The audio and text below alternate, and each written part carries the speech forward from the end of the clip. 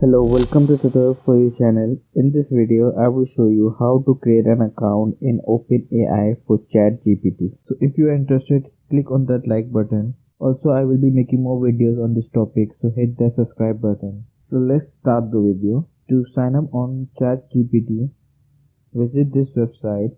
You can find the link to the website in the description of this video. So ChatGPT is a project of OpenAI. So basically you have to make an account in OpenAI. So click on this try chat GPT. It will take you to sign up or login page. Sometimes it shows chat GPT is at capacity right now. So this is because of many traffic to this website. So you don't have to worry. Just try again later or provide your email address.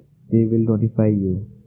So this is the screen which you will see. Click on the sign up button to create a new account. You will need to provide your email address and create a password to complete the registration process. After creating your account, you will receive an email with a link to activate your account, or you can also sign up with your Google account or Microsoft account.